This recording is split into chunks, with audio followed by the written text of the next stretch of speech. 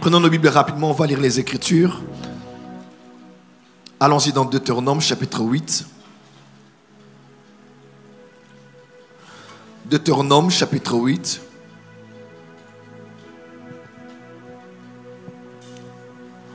Versets 17 et 18. Deutéronome chapitre 8, verset 17 et le verset 18. Deutéronome chapitre 8, verset 17 et le verset 18. Pasteur Daniel va lire pour nous. Deutéronome 8, 17 voilà, à 18. Soyons tous branchés sur la Bible. Lisez dans votre Bible, mais suivons la lecture auprès du pasteur Daniel Kembolo. Amen. Je lis la version Louis II. La Bible dit ceci. Garde-toi de dire en ton cœur, ma force et la puissance de ma main m'ont acquis ces richesses. Verset 18. Souviens-toi de l'Éternel ton Dieu. Dis à ton voisin, souviens-toi de l'Éternel ton Dieu. Souviens-toi de l'Éternel ton Dieu. Vas-y. Car c'est lui qui te donnera de la force pour les acquérir, afin de confirmer comme il a fait aujourd'hui son alliance qu'il a jurée à tes pères, parole du Seigneur. Amen. Malachie chapitre 3.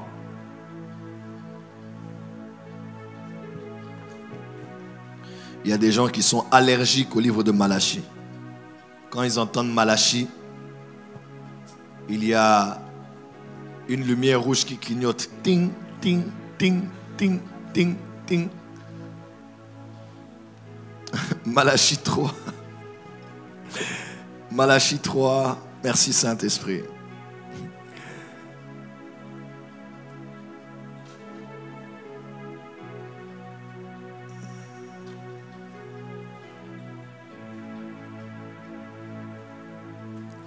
Malachie 3, verset 8 et suivant. Malachie 3, le verset 8, je lis au nom de Jésus. Un homme trompe-t-il Dieu? Car vous me trompez. Et vous dites, en quoi t'avons-nous trompé? Dans les dîmes et les offrandes. Vous êtes frappés par la malédiction et vous me trompez, la nation tout entière. Apportez à la maison du trésor toutes les dîmes, afin qu'il y ait de la nourriture dans ma maison. Mettez-moi de la sorte à l'épreuve, dit l'Éternel des armées, et vous verrez. Mettez-moi de la sorte à l'épreuve, dit l'Éternel des armées, et vous ne verrez si je n'ouvre pas pour vous les écluses des cieux, et si je ne répands pas sur vous la bénédiction en abondance. Verset 11, pasteur Daniel. Pour vous, je menacerai celui qui dévore, et il ne vous détruira pas les fruits de la terre, et la vigne ne sera pas stérile dans vos campagnes, dit l'Éternel des armées. Verset 12, toutes les nations, ça c'est une prophétie pour vous. Toutes les nations, c'est une prophétie pour vous. Amen. Toutes les nations, c'est une prophétie pour vous. Amen. Toutes les nations vous diront heureux, car vous serez un pays de délices, dit l'Éternel des armées. Amen. Amen. Matthieu chapitre 6. Matthieu chapitre 6. Matthieu 4. Allons-y, Matthieu 4. Matthieu 4, verset 8. Matthieu 4, le verset 8. Le diable le transporta encore sur une montagne très élevée, lui montra tous les royaumes du monde et leur gloire, et lui dit, je te donnerai toutes ces choses si tu te prosternes et m'adores. Jésus lui dit, retire-toi Satan, car il est écrit, tu adoreras le Seigneur ton Dieu et tu le serviras lui seul. Alors le diable le laissa, et voici les anges vinrent auprès de Jésus et le servaient. Que les anges viennent auprès de toi en ce mois de novembre et te Amen. servent au nom de Jésus. Quelqu'un peut dire Amen? Amen. On termine ici. Matthieu chapitre 6. Matthieu 6. Nous allons lire à partir du verset 24. Matthieu 6 à partir du verset 24. C'est notre dernier texte. Lisez avec moi et votre esprit, votre âme, votre attention sur ce texte. C'est notre texte de base pratiquement. Matthieu 6 à partir du verset 24. Pasteur, je peux lire? D'accord. Je bégayais tellement fort à l'école que pour lire, c'était compliqué. Alors, je récupère deux fois. Vous savez, quand tu bégayes beaucoup, c'est le temps de la lecture à l'école. Tu as un goitre qui te sort ici, là. Tu as des sueurs froides, tu as mal au ventre. Et nous, on fouillait souvent. Quand on savait qu'après la récré, c'est la lecture, on fouillait. J'ai la fièvre, je me sens mal. Parce que les becs, c'est compliqué. Je peux commencer vraiment une phrase comme ça, je commence. Même moment, tu fais comme si tu ne vois pas. Durali Koukouma. T'as tout. Lis. Laissez-moi lire alors maintenant. Est-ce que je peux lire? On est dans quel verset? Nul ne peut servir de maître. Ou il haïra l'un et aimera l'autre, ou il s'attachera à l'un et méprisera l'autre. Vous ne pouvez servir Dieu et Mammon. C'est pourquoi je vous dis, ne vous inquiétez pas pour votre vie de ce que vous mangerez, ni pour votre corps de quoi vous serez vêtus. La vie n'est-elle pas plus que la nourriture, et le corps plus que le vêtement? Regardez les oiseaux du ciel, ils ne sèment ni ne moissonnent, et ils n'amassent rien dans les greniers, et votre Père céleste les nourrit. Ne valez-vous pas beaucoup plus qu'eux? Qui de vous, par ses inquiétudes, peut ajouter une coudée à la durée de sa vie? Et pourquoi vous inquiétez au sujet du vêtement? Considérez comment croissent les lys des champs. Ils ne sèment, ils ne travaillent, ni ne filent. Cependant, je vous dis, Salomon, même dans toute sa gloire, n'a pas été vêtu comme l'un d'eux. Si Dieu revêt ainsi l'herbe des champs, qui existe aujourd'hui et qui demain sera jetée au four, ne vous vêtira-t-il pas à plus forte raison, gens de peu de foi? Dis à ton voisin, gens de peu de foi. Non, dites à tous les voisins, dis voisins, voisins là, gens de peu de foi.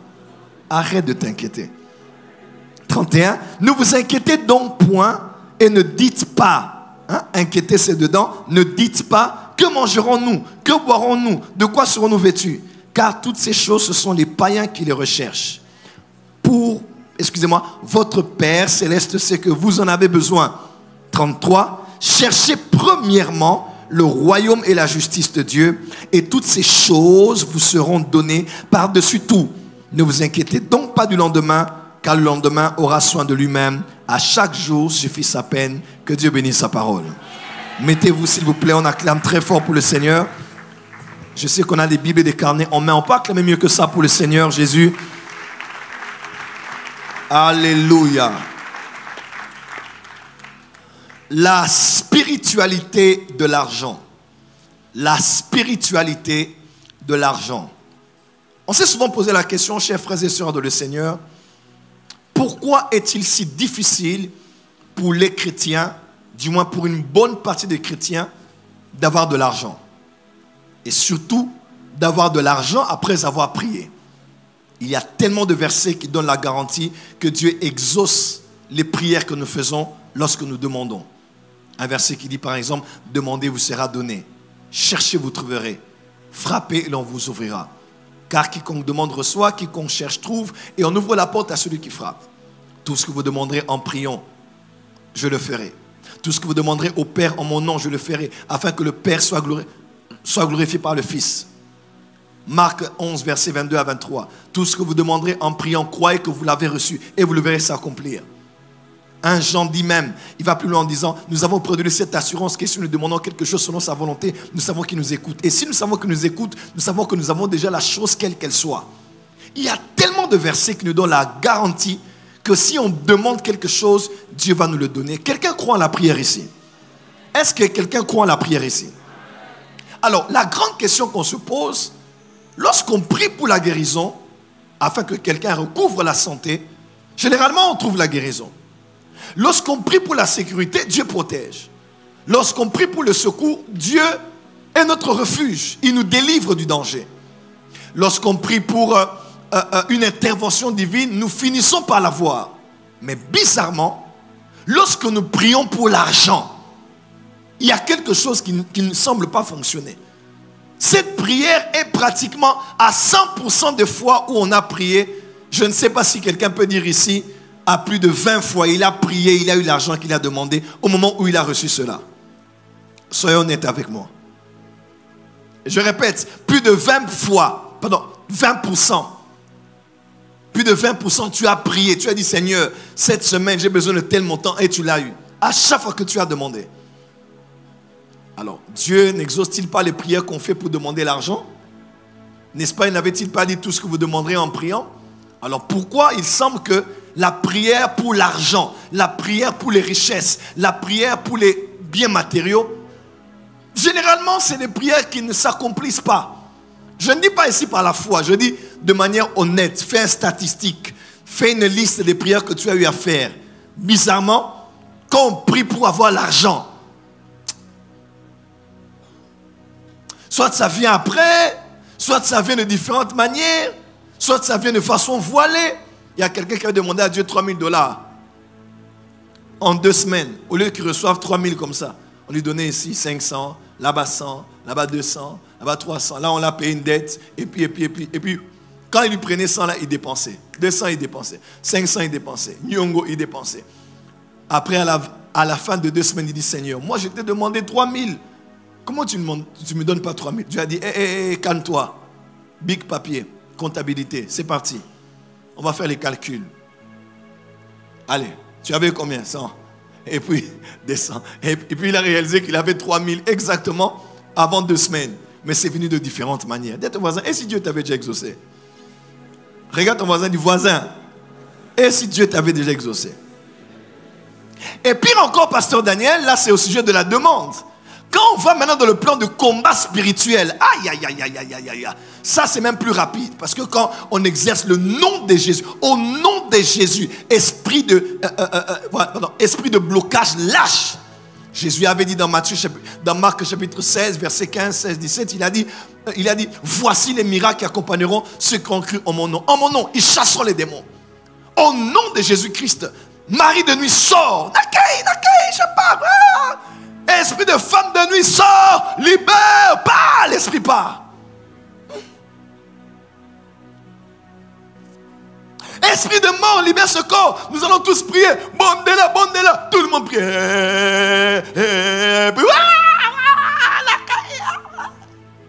Il y a aussi des gens qui exagèrent.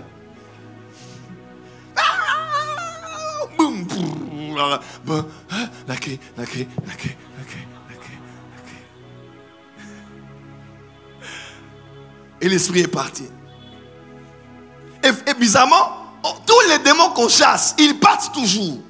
Mais je n'ai jamais compris. Tous les démons disent qui ils sont avant de partir. Sauf l'esprit de pauvreté. Je n'ai jamais vu on a chassé un démon. Esprit de pauvreté. Toi, tu es qui? Je suis l'esprit de pauvreté. Je suis venu l'appauvrir. L'esprit de pauvreté est le seul esprit muet que je connaisse. Il ne parle pas. Mais il parle les caca. Partout il passe, il laisse des effets collatéraux. Tu as déjà assisté à une prière où quelqu'un, un esprit dit qu'il est l'esprit de pauvreté? Moi, je l'ai vu. En un quart de siècle, j'ai chassé les démons. J'ai même vu un esprit qui a dit, je suis l'esprit de pauvreté. J'ai bloqué sa vie. Ah, c'est rare. Je ne me rappelle plus. L'esprit de pauvreté est un esprit qui ne parle pas. On l'a privé de la bouche. Mais quand il entre quelque part, il va t'appauvrir à un niveau que tu n'imagineras même pas. Alors bizarrement, on chasse tous les démons, ils partent. Mais pourquoi quand nous chassons l'esprit de pauvreté, l'esprit qui bloque mes finances, bizarrement, cet esprit-là ne part pas? J'aimerais dire à quelqu'un, excusez-moi, ça va être grave ce que je vais dire. L'esprit de pauvreté, c'est le seul esprit qu'on ne chasse pas par la prière.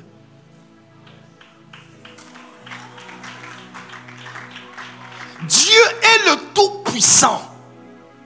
Cet esprit qui attaque tes finances, cet esprit qui attaque ta moisson, cet esprit qui attaque ta productivité, cet esprit qui attaque ta récolte, cet esprit-là, vous savez, le peuple d'Israël est un peuple qui a vécu dans l'élevage et dans l'agriculture.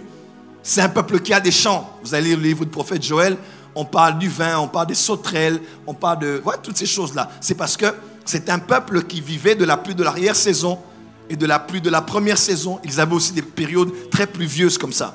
Ils avaient des champs, ils semaient, ils moissonnaient. Même Jésus dans Jean 4, quand il parle de la moisson, il parle de regarder, lever les yeux, regarder, le champ est déjà prêt. Parce qu'en Israël, c'est un peuple qui s'est semé, qui s'est moissonné. Matthieu chapitre 13, un semeur sortit le matin avec sa semence pour s'aimer. Et voilà, le type de terre.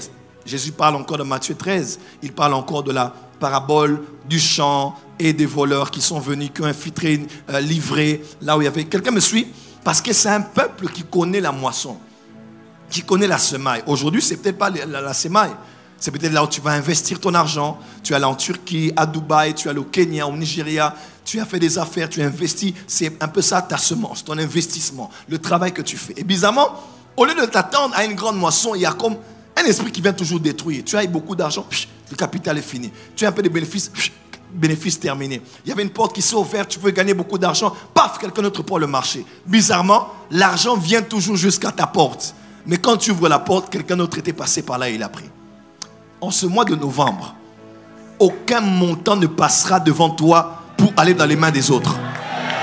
Je dis, c'est en ce mois de novembre, partout où l'argent passera à un rayon de 1 kilomètre, l'argent finira par atterrir dans ton compte en banque. Ton amen ne m'arrange pas. Il finira par atterrir dans tes mains. Je dis, reçois cela au nom de Jésus. Alors, on se pose la question de savoir maintenant, qu'est-ce qu'il faut faire? Pourquoi Dieu n'intervient-il pas? Qu'est-ce qui ne va pas? Il y a un homme de Dieu que je connais, je tais le nom, il prêche souvent sur le révérend pasteur Espérance Makadi. Je tais le nom, je préfère qu'il donne ce témoignage lui-même. C'était un puissant prédicateur jusqu'au jour où à Minzozone, là où j'habitais, il nous a prêché. Il a dit, moi j'avais un esprit de pauvreté. Je prêchais fort. Dieu m'utilisait dans la révélation. Je même prêchais chez Daddy SP Makadi. Mais quand je descends comme ça, un jour j'ai vu une apparition, un démon, un esprit de pauvreté qu'il y avait dans ma famille. Je suis prédicateur, mais tu prêches fort, on ne te donne pas l'argent. On peut donner à beaucoup de gens, mais toi, quand on te regarde, on ne sait pas, mais on sent seulement qu'on ne doit pas te donner un montant élevé. Il n'y avait que des montants limités que je recevais. Une limite. Je ne peux pas aller au-delà de ça. Il y a des gens comme ça. Et il a dit, il fallait que je passe par la délivrance, qu'on chasse cet esprit de pauvreté là. Et Dieu l'a dit, pratique telle chose et tu verras les résultats. J'aimerais dire à quelqu'un, peu importe la pauvreté qui habite dans votre maison, aujourd'hui, sans attendre, sans donner de préavis, nous prenons cet esprit ainsi que tous ses bagages et nous le sortons de votre maison. Il y a des maisons, quand tu entres, tu sens la pauvreté. Il y a des maisons, quand tu entres, tu sens la médiocrité. Il y a des maisons, quand tu entres, tu vas aux toilettes, tu vas dans la cuisine, tu regardes l'extérieur, les murs, le tapis, tout, c'est sale. Et les gens sont tellement habitués à ça qu'ils trouvent ça normal. Je me dis à quelqu'un, cette histoire-là est finie. Tu vas prendre ton argent, tu vas jusqu'en Turquie, tu prends tout ce qu'il faut. Tu mets dans ta maison selon que tu veux. Dis amen bien que je t'entends. Dis amen bien que je t'entends. Tu sais, ta capacité à produire est déterminée aussi par là où tu habites. C'est la vérité. Avec modestie, là où j'habite, je m'étais dit, je vais avoir quelque part où quand je suis là, je n'en vis aucun hôtel. Là où j'habite, pas besoin d'aller à l'hôtel. Des fois, on va même à l'hôtel comme ça, on dit, ah, chez nous, c'est beaucoup mieux. Papa, il faut que tu sois à un niveau où ta maison, c'est ton paradis. C'est ton jardin d'Éden. Tu n'en vis même pas quelque part où il faut aller fuir avant de rentrer chez toi. Tu as envie de rentrer chez toi parce que tu aimes ton lit. Tu aimes ta salle de bain. Hein? Tu aimes ta télévision. Tu aimes ta cuisine. Tu vois la table de la cuisine là. Tu fais bien tout ce que tu fais là. Comme aujourd'hui, maman a fait le foufou. Foufou à Mundele. La somme. Foufou. Dis à ma foufou à Zosala. Dis avance prophète. Dis avance prophète. Vis à bien et à bien. Que Dieu te donne une bonne vie là où tu es.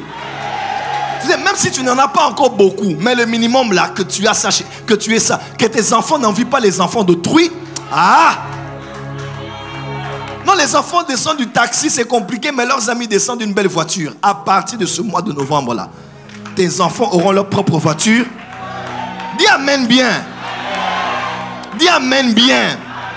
Alors, posons-nous la question, pourquoi alors cet esprit est toujours là et il bloque les enfants de Dieu? J'aimerais vous dire quelque chose. Il y a un esprit derrière l'argent.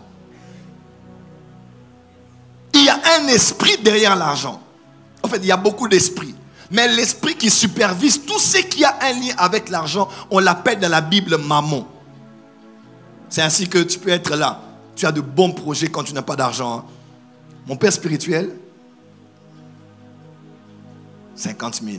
C'est ensuite 200 000. Dîmes, 20 000. Daddy, my father, 50 000, 70 000. Donc il va rester 130 000. 130 000. Offrande, 10 000. 10 000 là, je veux couper. Tous les pasteurs qui m'ont encadré, je vais les envoyer un peu des 2 000, des 3 000 et tout ça. Je reste avec 90 000, 90 000. 90 000 là, je vais prendre ça, je vais investir dans telle affaire. L'autre là, je donne à ma maman, à mon papa, tout. Là, tu es tellement lucide. Tu as des idées aérées. Ton cerveau est aéré. Aération 24 sur 24. Tu écris, tu planifies. Donc, même, Seigneur, si ça arrive maintenant là, bam, moi, tu vas sentir. 200 000 et à côté. Dès que ça arrive, premier réflexe, change de téléphone. Il y a même quelqu'un qui avait dit, Chomboyo. Il a oublié même les contacts de Nassim, tout, et Kenekara. Je n'ai plus rien à voir avec ça. Allez, Pullman, téléphone, nouvelle SIM. Il a rejeté tous les anciens contacts. Tout ce que tu avais en tête, c'est quand l'argent commence à se terminer, que tu commences à redevenir normal. Qu'est-ce qu'il y a dans l'argent? Ce n'est pas l'argent, c'est l'esprit qu'il y a derrière l'argent. Dis amen bien. Amen. Tu attendais l'argent. L'argent vient à peine. L'enfant était bien du 1er au 29. Le 30 seulement du mois. Quand l'argent entre là, paf, maladie commence. Paf, voiture, problème avec la voiture. Paf, moteur. Paf, accident. Paf, quelqu'un dans la maison familiale est malade. Bref, au lieu que tu te focalises sur tes responsabilités et tes charges, tu commences d'abord à dilapider ton argent. Ici, là-bas, là-bas, là-bas. Et tu ne sais pas de quoi il s'agit. Ce n'est pas l'argent. Il y a un esprit derrière l'argent. Et cet esprit-là, nous allons le vaincre ce soir au nom de Jésus. Dis amen très fort. Dis à tes voisins, à partir d'aujourd'hui, l'esprit mauvais qui a derrière l'argent va lâcher ta destinée. Rappelez-vous avec moi que les banques impriment l'argent que nous avons, n'est-ce pas? Nous avons l'argent par les banques. Leur circulation est gérée par le marché. Mais il y a un esprit qui contrôle l'économie du monde. Il s'appelle Mammon. Lucifer a emmené Jésus-Christ sur une haute montagne. Il a fait voir tous les royaumes de la terre, ainsi que leur gloire, c'est-à-dire leur richesse. Il dit, c'est à moi, parce que cela m'a été donné. Et si tout ce que nous voyons comme bourse, banque, réserve mondiale de ceci, de cela, tout l'argent que l'on voit dans le monde, et si on pouvait imaginer cela, qu'il y a un esprit vraiment derrière qui contrôle tout ce qui se passe. Un esprit contrôle, il y a une spiritualité derrière l'argent. Voilà pourquoi ne priez pas pour que la promesse de Dieu se réalise seulement. Priez pour que vous ayez le caractère qui ressemble à la promesse que Dieu vous a donnée. Il y a beaucoup de gens qui ont de bonnes volontés jusqu'à ce que l'argent vienne. Et ils ne savent plus se maîtriser. Les liens de sang se réveillent. Les souvenirs des ex reviennent. Il y a des gens qui font des dégâts parce qu'ils ont tellement été rejetés par des femmes qu'à la première occasion, ils se vengent parce qu'il a maintenant l'argent. Il peut se payer n'importe qui il veut. Et on ne comprend pas qu'est-ce qui se passe. On n'arrive pas à se maîtriser parce que beaucoup d'argent est arrivé. Mes frères et sœurs dans le Seigneur, je prie pour toi ce soir. Je vois déjà ce qui va arriver. Que Dieu te donne le cœur et le caractère qu'il faut lorsque l'argent va arriver. C'est vrai, hein? L'argent ne change pas les gens. L'argent révèle ce que les gens étaient. Mais laisse-moi te dire, l'argent change aussi les gens. Il ne faut pas vous raconter vos histoires de vertu là. Oh, l'argent révèle ton caractère. L'argent enlève les masques. Papa, on te donne maintenant 200 milliards de dollars. Ça va te changer. Ça va te changer. 200 milliards de dollars, pam, ça tombe sur ta table. Elon Musk, mais il devient ton pote. Allô, félicitations pour Twitter. On peut négocier? L'argent change. Ma prière est que Dieu te donne le caractère qui ressemble au gestionnaire des gens de montant que Dieu veut te donner. Tu n'as pas dit amen. Alors, la Bible appelle cet esprit dans Malachie le dévoreur. Vous avez remarqué ça? Dieu ne dit pas tu vas chasser le dévoreur. Dieu ne dit pas tu vas expulser le dévoreur. Il dit moi, je menacerai celui qui dévore. Frère, aucun chrétien n'a le pouvoir de chasser le dévoreur. Les mains de Dieu sont les mains du Tout-Puissant. Mais les mains de Dieu n'ont pas de puissance pour vaincre les dévoreurs. Ah, je l'ai dit autrement. Dieu est le Tout-Puissant. Ses mains sont capables de tout, sauf de vaincre les dévoreurs. Les mains de Dieu reçoivent l'activation d'opérer et détruire les dévoreurs lorsque nous posons dans sa maison quelque chose.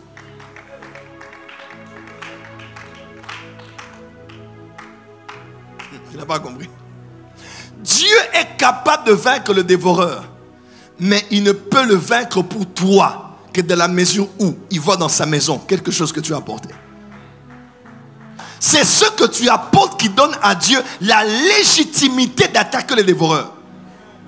Dieu peut être ton Dieu, il est là. Il a béni ton champ, il a béni ton grenier. Mais quand il voit que dans sa maison, les conditions de l'alliance ne sont pas respectées, il peut laisser les dévoreurs détruire ton champ, détruire ta récolte, détruire ta moisson. Et toi tu dis, Seigneur, tu es où? Regarde mes affaires, ça ne marche pas. Oh Nzambé, pourquoi ça n'évolue pas? Dieu me dit de te dire, le dévoreur continuera à dévorer dans la mesure où il ne voit pas dans sa maison une chose qu'il a exigée.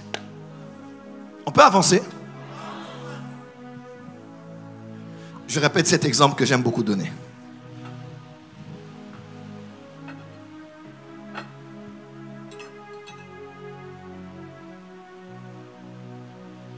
Ceci est un savoca, comme disent les Quinois.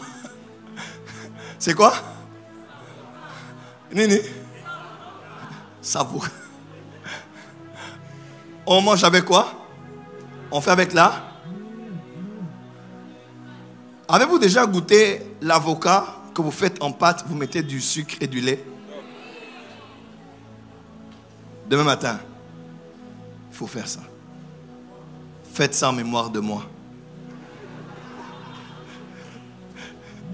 Dis à ton voisin, papa dit faites ça en mémoire de lui. Demain matin, quand vous allez manger, rendez grâce et souvenez-vous de votre Père. Non, je ne suis pas mort, hein, ne vous en faites pas. Amen, amen. Alors, je vous reçois, madame, vous appelez comment? Un bijou. Un bijou. Je vous reçois à la maison et puis avec maman, non, bien vous nous recevez avec maman chez vous à la maison. Plaise à Dieu que ça arrive aussi. Vous n'avez pas dit amen? Vous êtes ensemble? Ok, c'est votre soeur? Elle s'appelle? Ah, ok. Pamela et Maman Bijou. Oh, Daddy Yvonne, on va recevoir avec Pasteur Danny, Maman Doudou, bon, la pastorale, on va vous recevoir à la maison. Et vous apprenez, maman, elle aime beaucoup les salades. Vous renseignez un peu chez Maman Béa, tout ça, salade, et vous faites les salades. Vous prenez l'avocat, n'est-ce pas? Vous prenez l'avocat, oh, vous avez mon nez, prenez l'avocat pour faire la salade, n'est-ce pas? Aide-moi. Je prends l'avocat, quelqu'un me suit? Yes. Je prends l'avocat.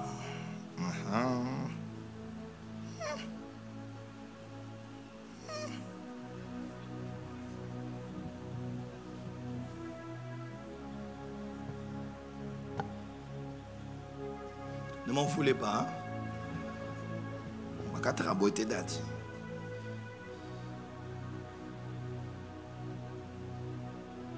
C'est pas mal, non?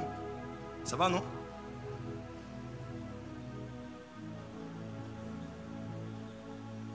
Ok.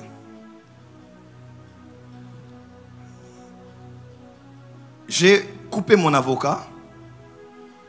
J'ai ouvert mon avocat. Il est bien. Hein? Ok. Olingi, ouais, je vais te donner à la fin. Quelle est la première des choses que je fais avant de commencer à prendre? Je fais quoi? Pardon? J'enlève le noyau, c'est ça? Pourquoi? Parce que? Parce que quoi? Ça ne se mange pas. Autrement, ce n'est pas comestible, c'est ça? Ok. Parce que dans l'avocat, il y a ceux qu'on mange et ceux qu'on ne mange pas. Ok? Ceux qu'on ne mange pas, on enlève ça en premier. Dis avec moi en premier. Alors je prends, j'enlève. Généralement, on le jette même, hein, loin de nous, pour ne pas être dérangé. Et puis, voilà, on est là, on enlève tout ce qui est à l'intérieur. Et puis, on peut commencer à découper notre avocat, peu importe la forme que vous voulez, de la salade, vous mélangez, vinaigrette et tout ce que vous voulez, et puis on mange. Bon appétit. Dis à ton voisin bon appétit. Il y a des gens qui souillent dans mon quoi. Tu vois, hein? Alléluia. La question de se poser est celle-ci. Pourquoi avons-nous retiré ça avant toute chose? Parce que ça ne se mange pas.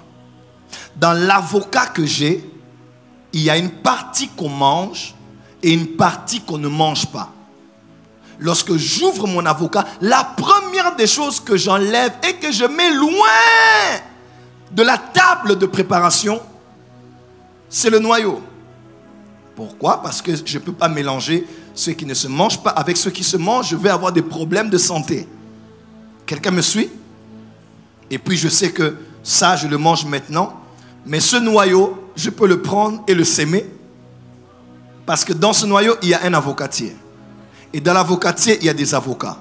Et dans les avocats, il y a des noyaux. Dans les noyaux, il y a des avocatiers. Dans les avocatiers, il y a des avocats. Dans les avocats, il y a des noyaux. Dans les noyaux, il y a des avocatiers. Dans les avocatiers, il y a des avocats. Dans les avocats, il y a des noyaux. Ainsi de suite. Et on a une forêt d'avocatiers. Dans quoi? Dans ça. En d'autres termes, ce que je mange, c'est le présent. Mais ce noyau, si je le sème, c'est le futur. Si je me hâte de manger ça, j'ai mangé mon futur. Parce que dans ce que j'ai et que je veux servir, il y a ce qu'on mange et ce qu'on ne mange pas. Laisse-moi te dire, mon frère, ma soeur, chaque fois que Dieu te donne 1 million de francs congolais, quand tu vois 1 million de francs congolais, pense à cet avocat. Quand tu reçois ton salaire de 1000 euros, pense à cet avocat. Quand tu reçois de quelqu'un l'argent qui t'a donné 5000 $, pense à cet avocat. Quand quelqu'un qui te devait de l'argent ou quelqu'un élevant au pouvoir dans la famille t'appelle, te donne 15 000 $, pense à cet avocat. Dans l'argent que tu as gagné, dans l'argent que l'on t'a donné, dans l'argent que l'on t'a payé, il y a ce qu'on mange et ce qu'on ne mange pas. Si tu manges ce qu'on mange, on ne mange pas, tes finances auront un problème. Voilà pourquoi certains, ils ont bien commencé, après leurs finances ont souffert de maladies. Parce qu'ils ont mélangé ce qu'on mange de ce qu'on ne mange pas. Ça peut prendre du temps, mais ça finira par arriver à la maladie et à la catastrophe. Mais l'homme intelligent sait que dans les 1000 € que j'ai reçus, il y a le futur. Et à le présent. Le futur, c'est la semence. Le présent, c'est la nourriture. Voilà pourquoi dans Ésaïe 55, il est écrit, quand Dieu envoie la pluie, il fait quoi? Il donne deux choses. Il donne la semence au semeur et le pain à celui qui mange. C'est exactement ça. Dans cet avocat, il y a la semence. Et dans cet avocat, il y a le pain. En d'autres termes, en toi, il y a deux dimensions. Il y a un semeur et il y a un mangeur. Le mangeur en toi ne doit pas manger la semence, il doit manger le pain. Comment? Le semeur en toi ne doit pas s'aimer le pain, il doit s'aimer la semence. En toi, il y a deux dimensions. Quand tu as tes 1000 €, quand tu as tes 5000 $, active en toi deux dimensions de ta personne. Ne sois pas seulement semeur, semeur, semeur, non. Sois semeur et sois mangeur. Ne sois pas que mangeur, mangeur. Non, les mangeurs là, ce sont les Ésaü. Il ne regarde pas le droit d'aînesse.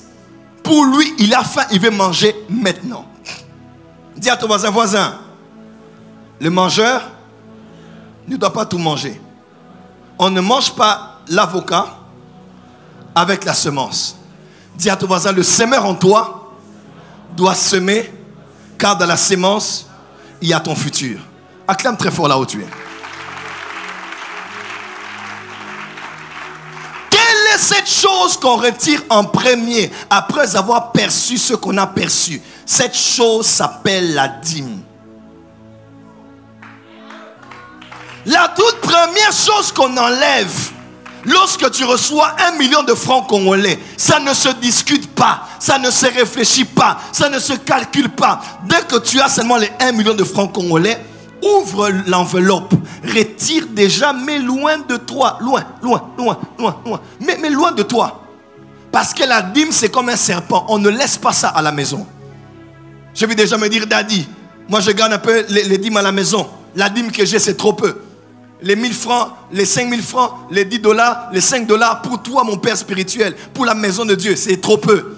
Moi, j'attends que la dîme augmente de volume pour t'apporter. Tu fais mal. La dîme n'est pas une question de montant. La dîme est une question d'obéissance. Et Dieu a dit, la seule manière d'attaquer cette entité spirituelle qui détruit tes finances et tes affaires là, c'est d'apporter dans ma maison toutes tes dîmes.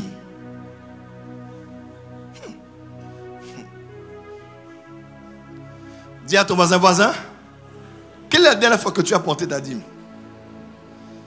Autant qu'il y a ceux qui broutent les herbes qu'on appelle les herbivores, ceux qui mangent la viande qu'on appelle les carnivores, il y a dans l'église ceux qu'on appelle les dîmovores, les mangeurs des dîmes et les offrandivores. Eux, Dieu sait très bien que toi, tu es terrible. Tu es toi-même le dévoreur personnifié. Dès que l'argent tombe dans tes mains, tu penses à tout sauf à lui. Tu penses à tout sauf à sa maison. Tu penses à tout sauf à tes vœux. Mes frères et sœurs, la dîme est l'arme qu'on met entre les mains de Dieu pour lui donner la légitimité d'attaquer le dévoreur. Il a dit, si tu le fais, il va ouvrir les écluses des cieux. Quelqu'un m'a dit, il y a un homme de Dieu, je l'ai vu, je crois, il est de l'île Maurice. J'ai beaucoup aimé sa bonne volonté même. C'était beaucoup d'intelligence, mais pas beaucoup de sagesse.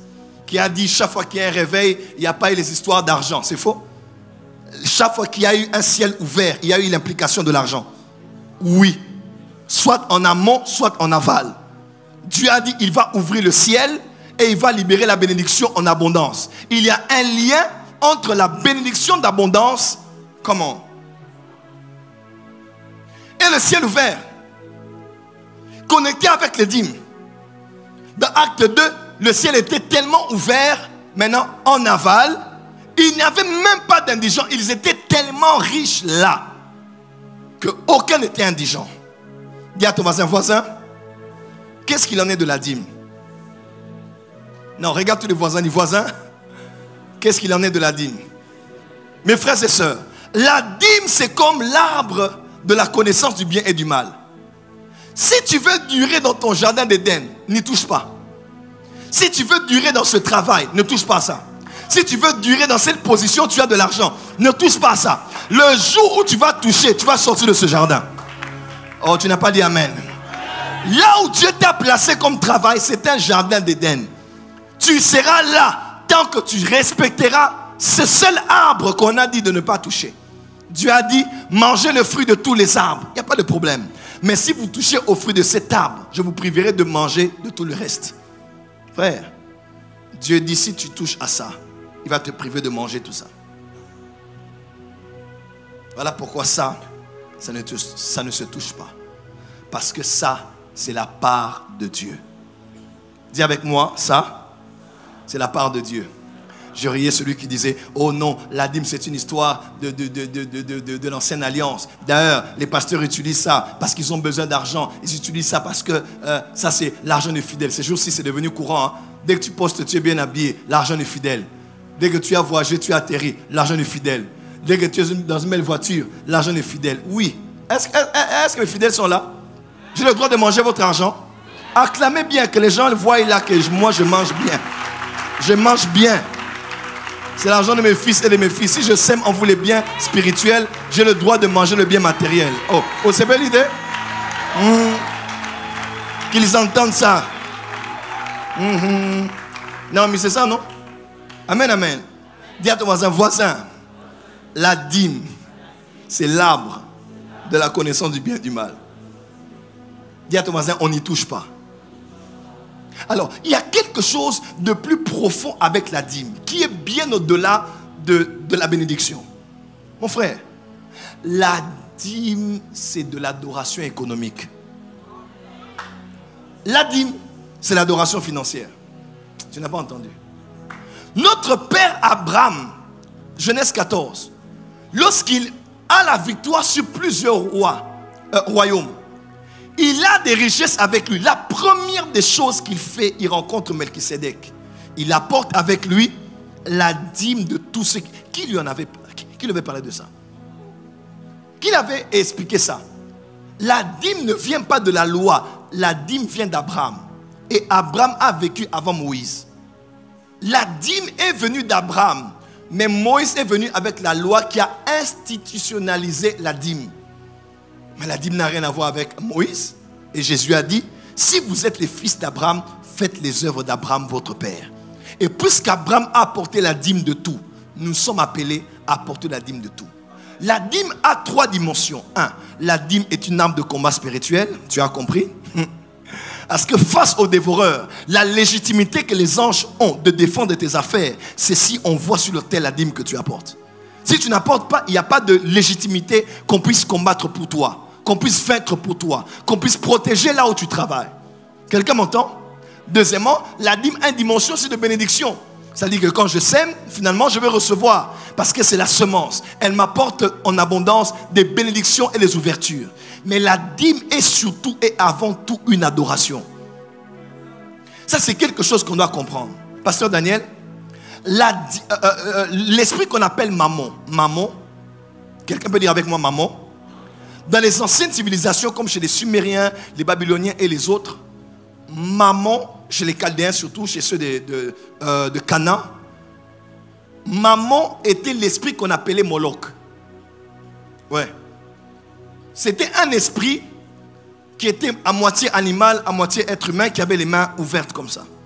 Et c'est à cet esprit-là, cette entité-là, qu'on emmenait les enfants. On sacrifiait les enfants à Moloch. Et on sacrifiait pas n'importe quel enfant. On sacrifiait les premiers-nés. Le premier-né là, le mâle, on l'a porté à Moloch comme un sacrifice. Soit il servait dorénavant Moloch, ou soit on le tuait, on le brûlait par le feu. Il mourait totalement. Et le sacrifice de cette prémisse, ce qu'on donnait à Moloch là, permettait de recevoir les faveurs de Moloch sur le plan financier, sur le plan de la santé et dans beaucoup d'autres domaines. Et Dieu a dit aux enfants d'Israël, quand vous allez entrer à Canaan, dans Lévitique il y en a, dans Deutéronome il y en a, il a dit, faites attention de vous joindre au culte de ceux qui sacrifient leurs enfants à Moloch. Si quelqu'un parmi vous apprend et il voit ça, il ne fait rien là, lui aussi va être lapidé. Dieu était très strict avec ça parce que ce peuple-là avait tendance à recevoir la bénédiction de la richesse de leur divinité en offrant les prémices, les premiers-nés, les mâles à leur divinité.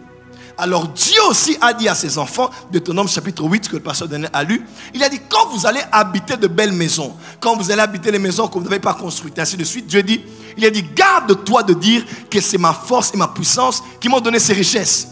Mais souviens-toi de l'Éternel ton Dieu qui te donnera la force de les acquérir. Écoutez-moi très bien. Quand on dit souviens-toi de l'Éternel ton Dieu, ça ne veut pas dire mémoire, rappelle-toi. Mère rétroviseur, pense à Dieu. Non. Souviens-toi de l'Éternel ton Dieu, mon fils David. Ça veut dire premier-né. Souviens-toi là, c'est l'expression qui veut dire prends un fer avec du feu et marque le premier-né mâle pour donner à une divinité. En d'autres termes, quand on dit souviens-toi, ça veut dire prémisse. Ou bien first fruit. C'est ce qu'on donne en premier. Donc quand Dieu disait, vous allez entrer dans cette terre, parce qu'il y a Moloch là-bas qui contrôle le système économique, je vous donne le remède à vous aussi. Quand vous allez entrer là-bas, vous allez manger et boire. Ne vous glorifiez pas de ce que vous allez recevoir. Mais avant toute chose, prémisse. Avant toute chose, donnez les premiers-nés. Avant toute chose, vous aussi à votre Dieu, donnez ce qu'il y a en premier. On ne combat pas la pauvreté là où Moloch travaille avec les prières. On combat Moloch à qui on offre les premiers-nés avec un autre autel et une autre prêtrise devant laquelle on apporte aussi les premiers-nés. Dis à ton voisin, il y a une puissance dans les prémices. Quand je dis prémices, c'est prémices et prémices aussi est dîme. Prémices et dîmes ont une chose en commun. C'est ce qu'on donne en premier. Les prémices, on donne en premier tout. Mais la dîme, on donne en premier le 1/10. Quelqu'un me comprend? Les prémices, on prend tout. Premier salaire, 1000 euros, je prends tout, je donne à Dieu. Mais en premier. Mais la dîme, j'ai 1000 euros en premier. J'enlève d'abord 100 et je donne à Dieu. Les prémices et la dîme sont dans les lois des choses premières qu'on donne à Dieu. Et pourquoi Dieu voulait qu'on fasse ça? Parce que c'était l'image de l'adoration. Quand j'ai 1 million de francs congolais, j'ai reçu. J'ai la facture de la Régie des eaux, facture de la SNEL, j'ai le loyer, j'ai les enfants. Mais malgré tout ce que j'ai reçu là, et toutes les charges que j'ai, 1 million, Seigneur, c'est toi. C'est toi qui m'as donné ça. C'est la santé que tu m'as donnée, qui m'a permis de travailler pour avoir ça. Ce n'est pas un homme. J'enlève avant toute chose. J'enlève d'abord quoi? Le 1/10 et je donne à Dieu. Quand on donne à Dieu en premier le 1/10, on adore Dieu. Parce qu'on montre à Dieu que tu es plus important que le loyer. Tu es plus important que les enfants. Tu es plus important que mes charges. Tu es plus important que mes dettes. Tu es plus important que les engagements que j'ai ça et là. Je te donne d'abord ça. Et je te fais confiance parce que tu vas bénir le reste de ce que je peux donner. Celui qui ne sait pas donner les prémices ou la dîme n'a pas de foi. Parce qu'il s'est dit, j'aurai encore cet argent comment? Bon, je prévois, je donnerai à Dieu la prochaine fois. Frère, Dieu au commencement, il est écrit, au commencement, Dieu créa les cieux et la terre. Dieu a été cité au commencement pour rester au commencement de tout. Au commencement de ta journée, Dieu. Au commencement de tes affaires, au commencement de ton business, au commencement de ta promotion, au commencement du premier salaire, dis à ton voisin, au commencement, Dieu. Parce que vous ne mettez pas Dieu au commencement. Quand vous commencez, ça commence toujours bien. 1 mois, 2 mois, 1 année, 2 ans après, oh, boum. Mais quand tu sécurises ton commencement, parce que tu apportes d'abord à Dieu, tu garantis la bénédiction de tout le reste. Dis à ton voisin, la dîme et dis à ton voisin, la dîme et l'adoration financière. Ainsi, je me permets de dire ceci.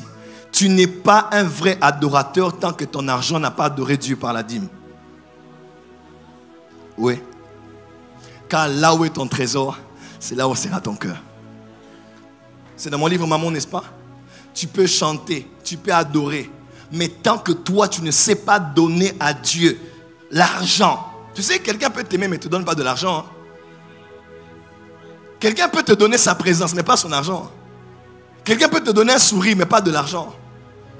Quelqu'un préfère même acheter quelque chose avec l'argent, là, il te donne la chose, que de prendre l'argent là lui-même pour te donner. Ah, l'argent c'est un pouvoir, l'argent c'est un esprit. Mais quand quelqu'un prend l'argent, il dit, ah Seigneur, malgré tout ce que j'ai comme charge, je te l'emmène. Crois-moi, il y a quelque chose qui se passe dans le plan spirituel. Parce que l'argent est l'adoration économique. C'est ainsi que les chrétiens qui ne savent pas donner d'abord à Dieu montrent sur le plan spirituel que c'est Mammon qui est en charge de leur vie. Parce que Mammon ne te laissera pas mettre Dieu en premier. Mammon ne te laissera pas mettre les priorités de Dieu en premier. Mammon ne te laissera pas mettre ce que Dieu t'a demandé en premier. Quelqu'un m'entend? Dans la spiritualité de l'argent, cet esprit-là, on ne peut le vaincre que quand on regarde Moloch, on dit fais tes histoires avec tes adeptes. Mais nous, de notre côté, notre Dieu, c'est Jéhovah. À lui, nous allons apporter tout ce que nous avons en premier afin de nous connecter à la bénédiction qui vient de lui. Je vous donne quelques exemples ici. Écoutez-moi très bien, enfants de Dieu. Acclamez d'abord, on va avancer.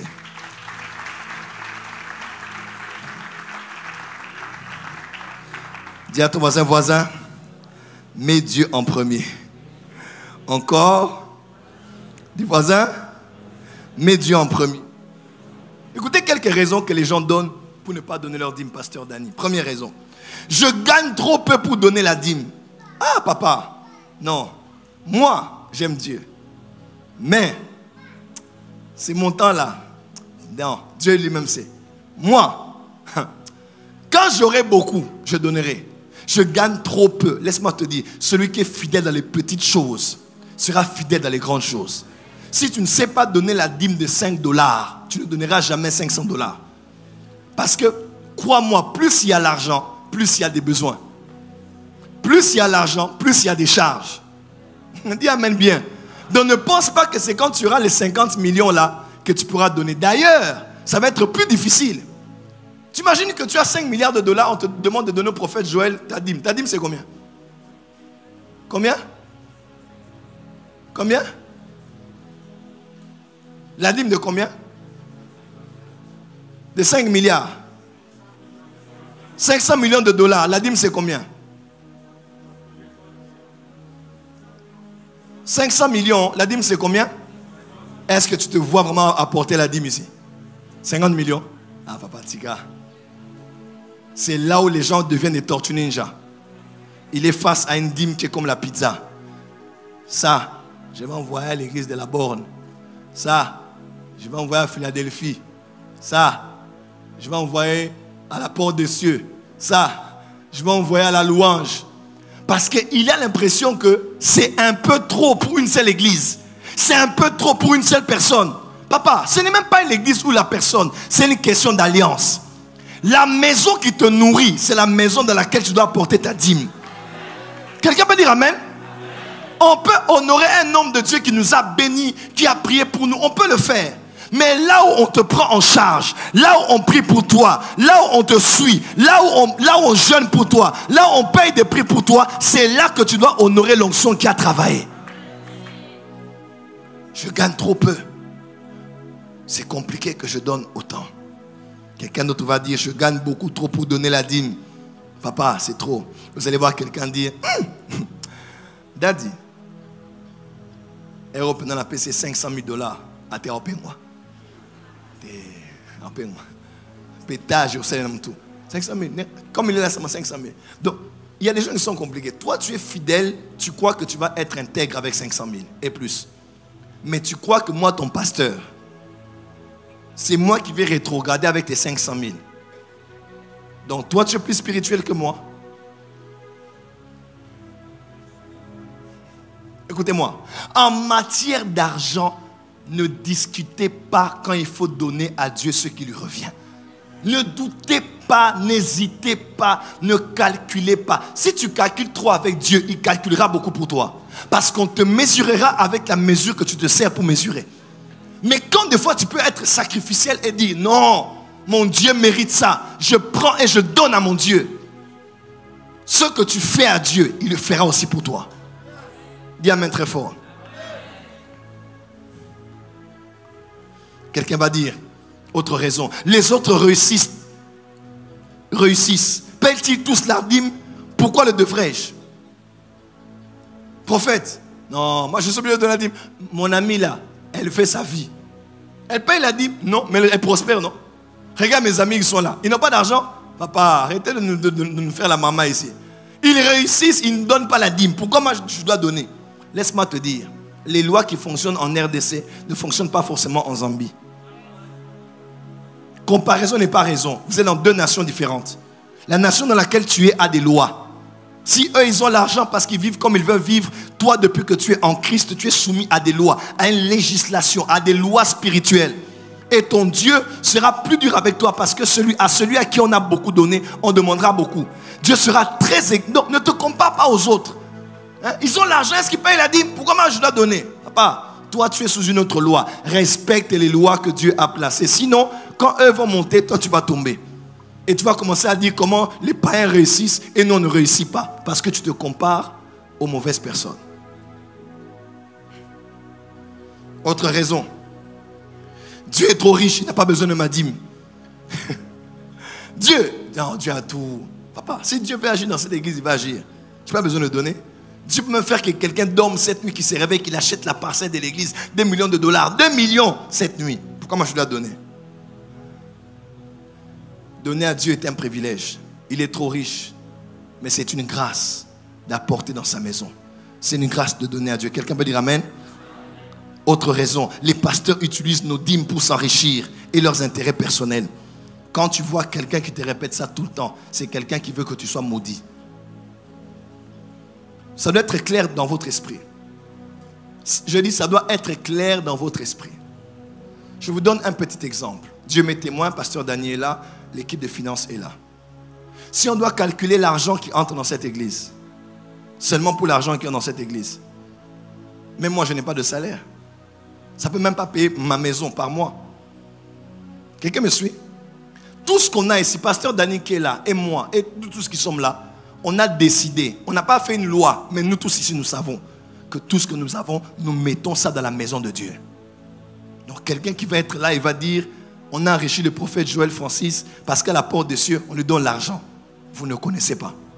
Si on décide de faire un rapport financier mensuel, tu verras que je n'ai même pas l'argent que tu imagines là. Nous, on ne vit pas par l'église, on vit par la main de l'Éternel. Ce n'est pas l'église qui me prend en charge, c'est Dieu qui me prend en charge. Dis amen bien. Je dis amen bien. Donc ne pensez pas que c'est parce que certains pasteurs abusent de vous, ils vous escroquent, ils vous volent de l'argent et tout ça. Je vais peut-être poser la question ici, de toute l'église qui est ici. Toute l'église qui est ici. Comptez avec moi un mois passé, à qui j'ai demandé de l'argent ici. Comptez 30 jours passés, à qui? Regardez les premières lignes ici. Qui est ici de cette église, première ligne, à qui moi j'ai demandé de l'argent?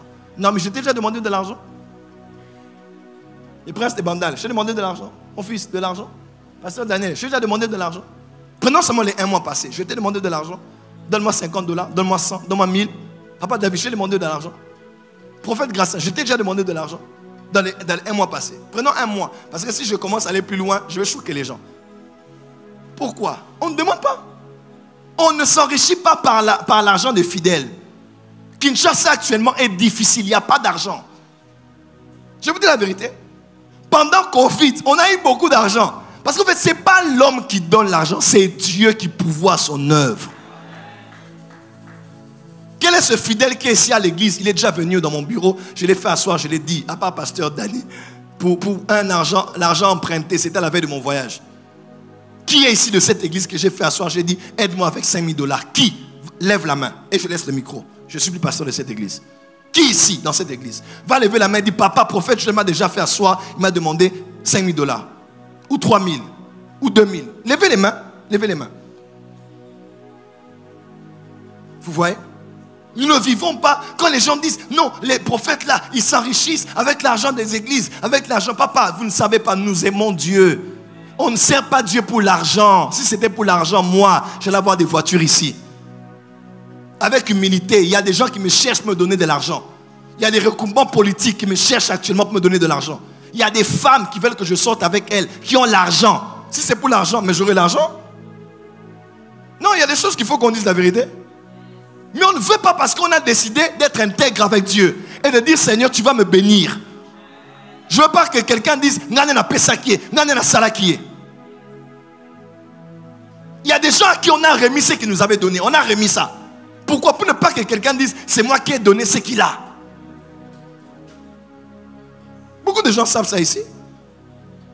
Nous n'aimons pas Dieu pour l'argent. Papa, quand tu apportes ta dîme, oublie le pasteur, oublie l'église. Dis-toi, je l'ai apporté à mon Dieu. Je ne parle pas des églises mal organisées où les pasteurs abusent de l'argent des fidèles. Non, je parle des églises où tu sais que là-bas, il y a des sérieux. Quand tu donnes, oublie. Dis-toi, le Dieu que je sers là, je le mettrai à l'épreuve maintenant. Il va m'ouvrir les écluses des cieux et il va me bénir. Je décrète et déclare dans cette église, la richesse est en train de venir. Je dis, la richesse est en train de venir. Voilà pourquoi prédicateurs, ne prêchez pas pour l'offrande. Ne servez pas pour l'argent. N'attendez pas les finances. Servez Dieu. Dieu est capable de bénir. Il est capable d'enrichir au-delà de l'argent des offrandes, au-delà des offrandes du prophète. Et j'aimerais le dire comme quelqu'un l'a dit quelque part, j'ai beaucoup aimé. Toute prophétie qu'on donne ne doit pas être à être égale à l'offrande du prophète. Ce n'est pas bien aussi. Il y a des prophéties, tu donnes la prophétie, tu pars. Tu pars. Généralement, aujourd'hui, tous les prophètes, tous les jeunes prophètes, quand ils voient quelqu'un qui a l'argent, ils voient déjà une vache à lait. Comment on va faire pour avoir l'argent? Comment on va faire pour tirer de l'argent? Tous ces gens-là qui font ça, ils ont acheté quelle parcelle? Ils ont quel hectare là où ils ont commencé à investir en agriculture. L'argent mal acquis ne profite pas. Quand tu vois quelqu'un qui est riche, ne vois pas d'abord sa poche, vois son âme. D'ailleurs, si tu touches son âme, il peut même... Tu sais, les riches savent, même les autorités, même le président, il sait. Toute personne qui est riche sait qui le flatte et qui lui dit la vérité. Qui est vrai et qui est faux. Bishop Oyedepo disait, si votre bouche touche leur cœur, leur main touchera vos mains. Come on. Si les paroles que tu dis de ta bouche touchent les gens, eux-mêmes vont te bénir. Mais il y a un temps, quand je dis que je ne demande pas de l'argent ici, je sais qu'il arrivera un temps. Mais il y a un temps pour toute chose. Il est écrit, celui qui soigne le figuier en mangera le fruit. Il ne faut pas vouloir manger d'abord, il faut vouloir soigner. Les sapunda. Oui. Togolia. Mais en cette saison, c'est la saison Goliathée. On doit acheter la parcelle, on doit faire des choses. Mais si tu es tellement pressé dans le ministère, manger, donner, prophétie. Oh, papa, Dieu dit, celle, donne, papa. Tu vas abîmer ton ministère prophétique. Il y a des personnes, quand tu vas les voir, tu sors de là, tu ne prends rien. On est le prophète Philippe, on allait prophétiser pour quelqu'un. On parle, on prophétise pour lui. Il doute de notre prophétie. Vous voulez donner l'argent, j'ai dit, ah, toi, soit t'es. Le prophète Philippe m'a dit, toi, n'auras pas respect. J'ai même envie de prendre cet argent, de jeter ça, de dire, reste avec ton argent. On te dit que tu ne seras plus ministre dans ce pays, tu es en train de vouloir nous corrompre. On te dit, dans le monde spirituel, tu n'es plus ministre. Et il a perdu sa place, il est en prison. Heureusement qu'au fond de lui, il aime Dieu. Dieu est en train de le restaurer déjà. Je ne dis pas ça pour le dénigrer s'il apprend ce témoignage, mais je le dis pour vous dire seulement, hein, aimez Dieu. Ne servez pas Dieu pour l'argent des gens. Dis amen bien. Dis amen bien. Dis amen bien. Dis à ton voisin, ne tremble pas devant ceux qui ont l'argent. Il y a des gens comme ça, quand ils voient seulement un papa qui entre à l'église qui a beaucoup d'argent, oh, tu vas créer une prophétie qui n'existe même pas. Papa, Dieu me montre que tout votre argent est en train d'entrer dans un puits. Et je vois, on vous a mis en prison pour corruption. Et quand il apprend qu'on commence à arrêter les gens, il commence à trembler. Papa donne 50 000, 100 000. Et ils ne font rien avec ça. Traiter les âmes des gens. L'âme d'une personne est plus que son compte en banque. Le salut éternel est plus que l'argent d'une personne. Quand Dieu veut te donner, il va... Papa, moi je vous dis devant Dieu, hein, je suis quelqu'un qui est béni. Je peux manquer 3 jours, mais pas un 4e jour. Dieu a 1000 moyens de bénir ses enfants et de bénir ses serviteurs. Je suis arrivé jusque là où je suis arrivé. J'ai voyagé dans plusieurs pays. Je suis allé partout où je suis allé. Ce n'est pas avec l'argent de ma famille. Ma mère m'a donné à Dieu. Et ma mère et moi sommes témoins que Dieu est capable de prendre en charge quelqu'un qui l'a appelé. De le bénir et de l'ouvrir des portes. Qui a appelé au ministère ici? Ne servez pas Dieu pour l'argent. Servez Dieu pour le bien des gens. Ne dis pas ici, moi je vais travailler, on va me donner. Tout ouvrier mérite son salaire. Mais le salaire, on n'a pas toujours là où on a travaillé. Oh... Tout ouvrier mérite son salaire, mais le salaire, on ne l'a pas toujours là où on a travaillé. Dieu est capable de te laisser travailler ici et de te récompenser là-bas. Je prophétise pour quelqu'un, ces 2 mois sont 2 mois de récompense pour toi. On dit amen bien que je t'entende. Je suis pauvre. Voilà pourquoi je ne donne pas.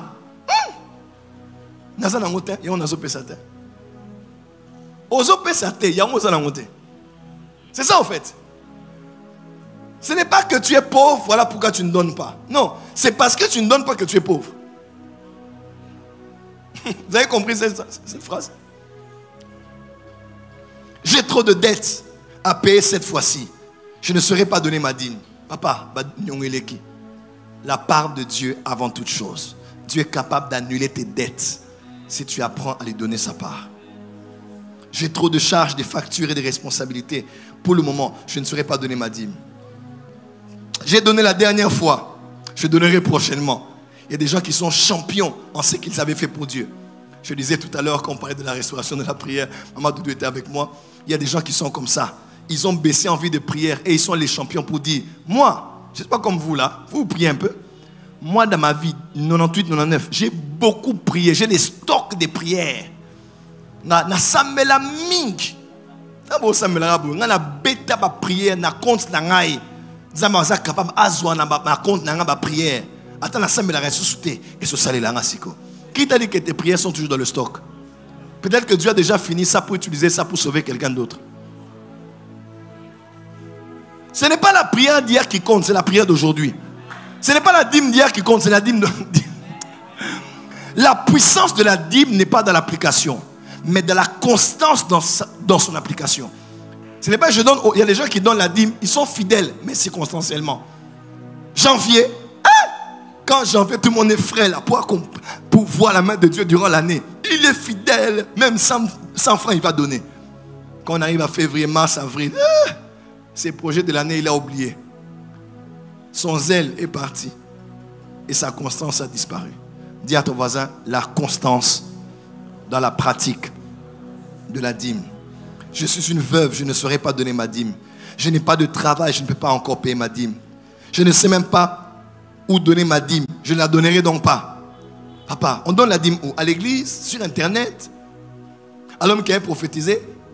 Il y a aujourd'hui des prophètes qui sont comme les terroristes, qui réclament toujours les attaques après que les gens soient morts. On attend qu'il va revendiquer l'attaque. Dès qu'une femme stérile a un enfant, tous les prophètes vont se réveiller. C'est moi qui ai prophétisé pour elle. C'est nous l'intercession qui avons prié pour elle. L'autre pasteur aussi, c'est moi qui avais dit ça. Et les gens sont dans la bara aujourd'hui. Ils ne savent tellement pas où donner la dîme. Ah, je reste avec ça. Je vais donner aux pauvres. On donne aux pauvres le monde, pas la dîme. Tu m'entends? Oh papa, papa, vas-y, belleto, katara, dîme, topé, ça. Non, aux pauvres, on donne la dîme. La dîme, c'est le monde. La dîme, c'est autre chose. Je suis impayé pour le moment, je ne donnerai pas ma dîme. Laisse-moi te dire, la dîme n'est pas l'ancienne alliance. La dîme est attachée à Abraham, le père de la foi. Acclame très fort pour le Seigneur. Je vais terminer en vous disant ceci. La chose qui prouve que spirituellement, un esprit est derrière ton argent. Un esprit est derrière ta vie économique. L'esprit qu'on appelle mammon. Ces choses-là sont manifestées sur ces points. Vous allez écrire, noter si vous pouvez, ou noter après avoir suivi sur le live. Quand vous trouvez difficile à obéir au principe de Dieu sur les finances, mammon a une même mise sur votre vie. Tu peux prier, jeûner, mais quand seulement on dit les finances, il faut faire ça, il faut faire ça, il faut faire ça. Quand tu trouves que c'est trop difficile pour toi d'obéir à ce que Dieu dit sur les finances, mammon, cet esprit-là, a déjà pris la charge de tes finances. Deuxièmement, si tu trouves que c'est facile de désobéir à Dieu sur les finances, mammon est déjà entré. Donc toi, quand il faut désobéir, c'est normal. Prémisse, dîme, offrande, action de grâce, tu as fait un vœu, tu n'accomplis pas, ça veut dire que mammon est déjà en train d'agir. Quelqu'un peut dire amen? Quelqu'un peut dire amen? Quand tu trouves que c'est facile de traverser certaines frontières, pourvu d'avoir de l'argent, mammon a déjà pris la charge de ta vie. Donc toi, tu es capable de corrompre. Tu es capable de donner ton corps. Tu es capable de changer les papiers. Tu es capable de falsifier des documents. Pourvu que tu aies de l'argent. Donc, tu es prêt à tout pour en avoir. Tu es prêt à te faire laver à Brazzaville. Tu es prêt à aller au village chez une maman qui va te faire des choses. Si tu fais ça là, il y a l'esprit de l'argent qui est derrière. Donc, à tout prix, tu dois en avoir. Laisse-moi te dire, ta vie est plus précieuse que l'argent. Ne soyez pas prêt à tout pour avoir de l'argent. Non. Et dans la vie, faites attention à ceux qui sont prêts à tout. Quand tu vois quelqu'un qui est même prêt à toucher au fétiche pour avoir de l'argent, fouille cette personne. Si elle n'a pas peur de vendre son âme, ce n'est pas ta vie qu'elle va épargner. On sacrifie au jour où au Seigneur. Quelqu'un m'entend? Dis à ton voisin, ne sois pas prêt à tout pour l'argent.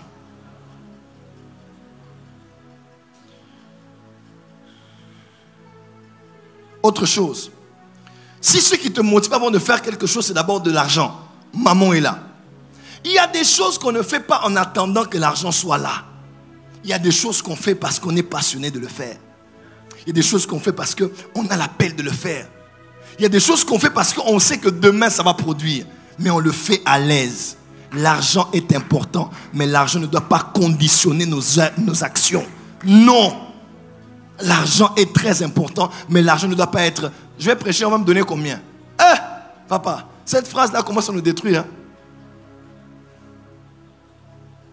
Moi, j'ai une chose. Dès qu'on me donne l'argent, je ne discute plus. Je connais un pasteur en Côte d'Ivoire.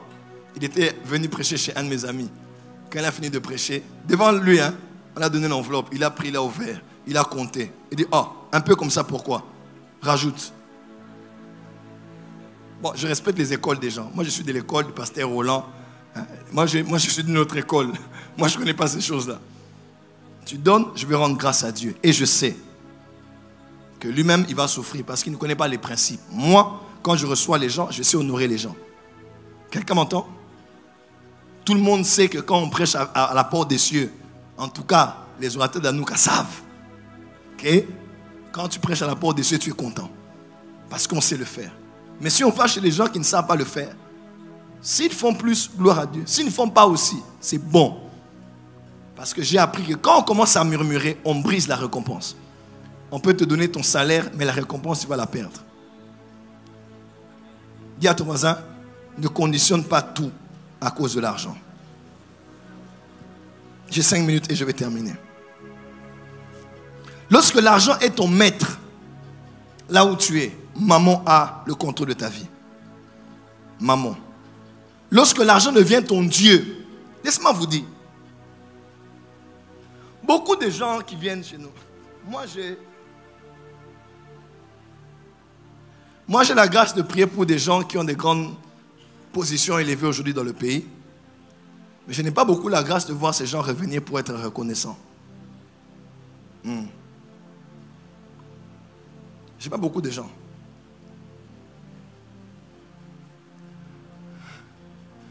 On prie, on prophétise. Mais pour que quelqu'un revienne,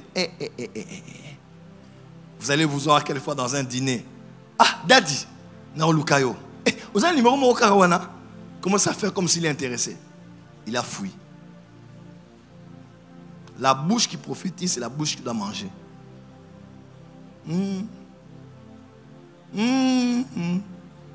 Ce sont les lois. Ce n'est pas que j'en ai besoin, mais tu en as besoin pour perpétuer quelque chose que tu as reçu par une source. Quand tu es la veuve, quand tu es la femme qui a reçu Élisée, l'enfant que tu as eu par Élisée ne ressuscitera pas par Géasi. Il faut que la personne par qui le miracle était venu revienne redonner la vie à ce miracle-là. C'est pour ça qu'il y a des gens qui sont ici. On a prié pour eux, ils ont été bénis, ils ont un peu d'argent, ils ont fui l'église. On a prié pour eux ici, ils n'avaient pas d'enfants. On a prié, ils ont fui l'église. Il y a d'autres gens qui nous traitent des féticheurs, des magiciens, d'occultistes. Tu dis, ah, ma magie t'a donné un enfant. Je suis magicien depuis quel jour? Il faut aussi jeter l'enfant. L'enfant, c'est le fruit de la sorcellerie. Mais on n'attend pas la reconnaissance des hommes. Seulement, les lois spirituelles existent. Tu peux même monter pendant quelques mois. Après, ta chute sera vertigineuse. Tout le monde verra et dira que cette personne avait violé une loi. Elle est retombée. Papa, apprenez à mettre Dieu en avant. D'ailleurs, quand tu as un travail, quand tu as l'argent, organise ton temps. Oh, pourquoi tu n'es pas venu? Ah, la voiture a un problème, hein? Je n'ai pas pu venir à l'église. Quand tu n'avais pas de voiture, tu venais à l'église ou pas? Non. Est-ce que je peux répéter ça? Donc c'est aujourd'hui, on te demande, ça fait 2 semaines que tu ne viens pas à l'église. Oh, ma voiture a eu un problème de moteur. Bon, posons-nous la question. Quand tu n'avais pas de voiture, venais-tu à l'église? Oui. À tous les cultes que tu étais là, tu venais comment? Depuis quand la voiture que Dieu t'a donnée, parce qu'elle est en panne, elle t'empêche de revenir à l'amour que tu avais pour Dieu, de venir en taxi? C'est ainsi que beaucoup de gens ont fait du matériel leur Dieu. Ils ont oublié le Dieu qui les avait bénis. Dites, dès-moi j'ai pris la moto ici. J'ai pris la moto, j'ai dit, j'ai dit chérie, reste là, je descends. Mais tu vois, maman, Kumba, moi je vais. Il y a des gens qui m'attendent là-bas, je ne vais pas les renvoyer en retard. Je suis descendu, j'ai marché jusqu'à la 7e rue là. Moto, Mastanden. Bon, passe ta prophète, calme dit, tiens, appelé ça, tous les cas. Papa, tous les gars. Bon, ça pas mon labino, tous les gars, toute l'église. Papa, je suis venu. J'étais dans la joie. J'ai dit, Seigneur, je t'aime.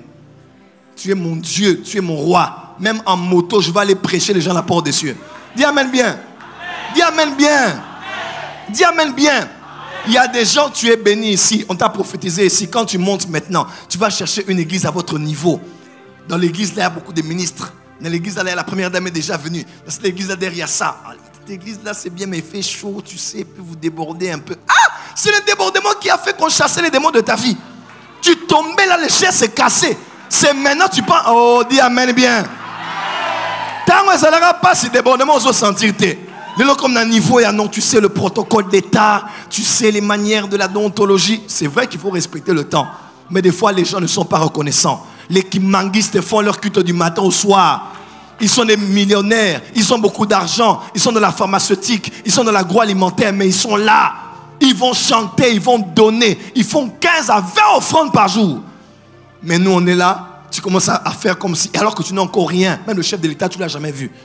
Mais tu es déjà comme si tu es de la présidence, comme si déjà tu es à la OU. Tu n'es pas même pas à la OU, à là où tu es. Moi, aux autres sentir sous tes dons. Oui, t'as dit, tu sais, je pense pas. Au Kokouya. Dis à ton voisin, aime Dieu plus que le matériel.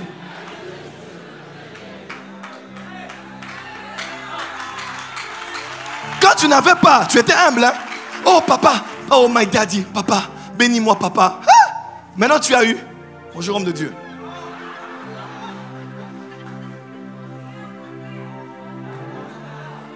Que l'argent ne te change pas. Continue à danser comme tu dansais à l'église. Appelle pasteur Daniel, allez faire le vendredi.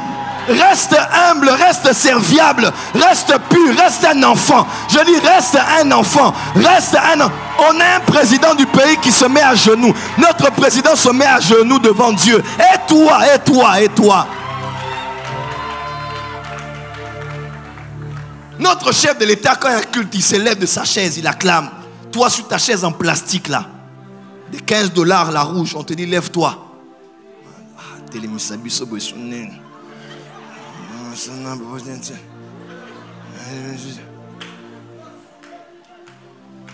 C'est là il y a des gens, Dieu regarde, il dit hey, si je lui donne encore plus, je vais le perdre. Dieu t'a créé, Dieu t'a bipé. Hein? Parce que bipé, ça m'a. Après, tu respirer. Maintenant, c'est les posts sur WhatsApp. Les gens seront jaloux quand tu vas réussir dans la vie. Mais quand tu n'avais rien, ils étaient tes amis. Choisis tes amis. Les riches n'ont que pour amis les riches. Tu es riche, tu as combien? Tu as $100 000 dans ton compte? Dis à ton voisin, soyons humbles. Dis à ton voisin, aime Jésus. Dis à ton voisin, aime l'œuvre de Dieu. Dis à ton voisin, aime le Seigneur. Il y a une chose qui m'impressionne de voir un homme riche mais être humble. Une autorité servir Dieu. C'est beau à voir. C'est bien. Quelqu'un qui prie, il est par terre, il prie Dieu, il adore, oh mon Dieu. C'est beau à voir. C'est émouvant à voir.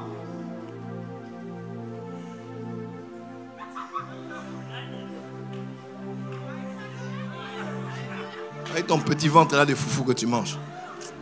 Il y a des gens, non, sincèrement. Tu n'es encore rien. Tu n'as même pas vu $500 000. Mais déjà, c'est fini là-bas. On voit quelqu'un à Dubaï là. Seulement le verre de jus là. Avec les pas. Et un peu de cuisses. Avec l'image de Burj Khalifa comme ça. C'est Dieu qui a commencé.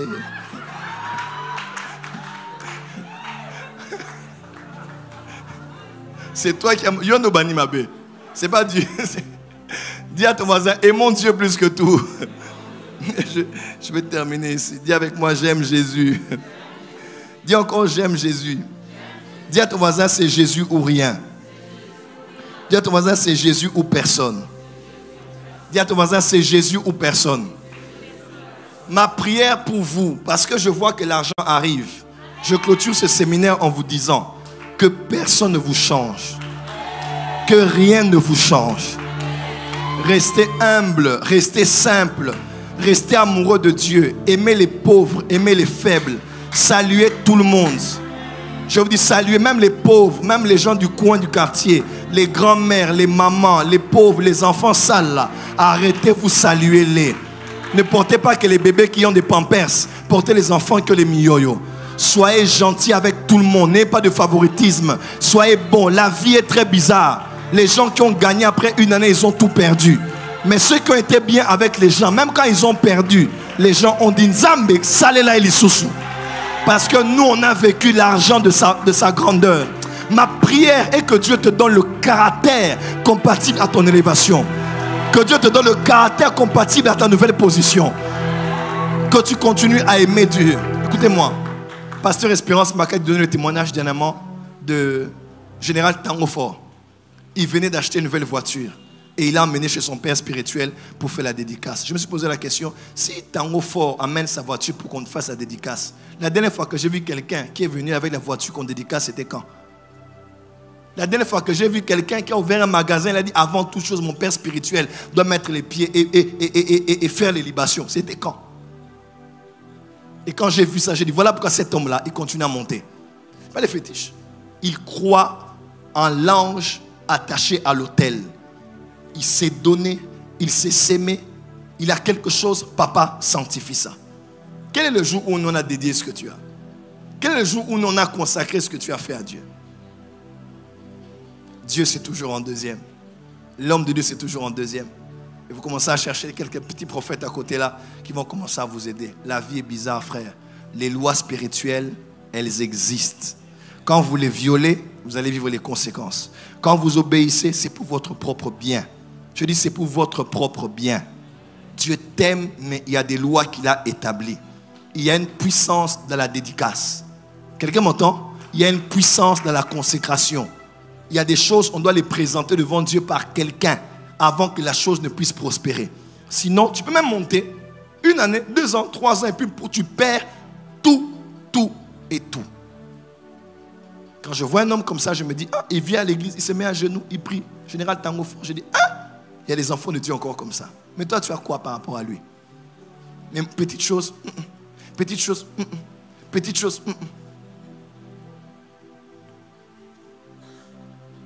Le séminaire biblique sur les finances prend fin aujourd'hui. La vie chrétienne continue. Et Jésus-Christ doit rester le Seigneur de mon cœur, de ton cœur. Il doit rester la priorité.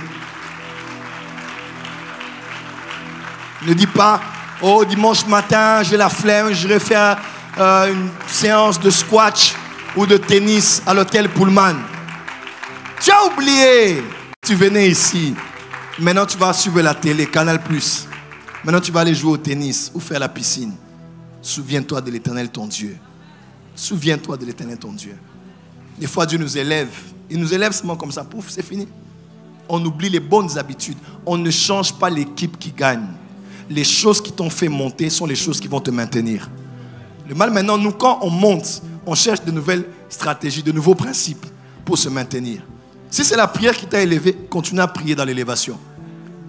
Si c'est la montagne qui t'a élevé, continue à aller à la montagne dans l'élévation. Si c'est s'aimer, c'est les hommes de Dieu qui t'a élevé, continue à s'aimer, c'est les hommes de Dieu. Ne cherche pas de nouveaux principes. Il n'y a pas, on ne change pas l'équipe qui gagne. Les choses qui t'ont élevé sont celles qui vont te maintenir. Tu n'as pas entendu, les choses qui t'ont élevé sont les choses qui vont te maintenir. Que Dieu bénisse sa parole.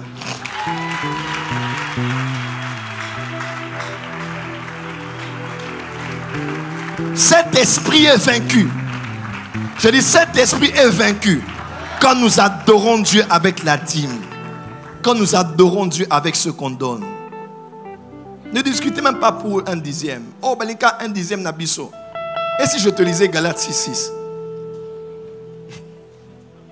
Si déjà 1 dixième tu discutes. Et si je te sors Galates 6:6, que celui à qui on enseigne la parole fasse de tous ses biens à celui qui l'a enseigné. Bon, si 1 dixième tu ne veux pas, Dieu dit que tu me donnes tout ce que tu as. Parce que je t'enseigne. Tu vas obéir? Vous êtes champion pour contester la dîme. Hein? Mais si on vous donne Galates 6:6, vous allez dire c'est l'ancienne alliance? C'est la nouvelle. Donner, ce n'est pas un problème. Ce n'est pas la totalité, ce n'est pas 1 dixième. C'est d'avoir un cœur pour Dieu.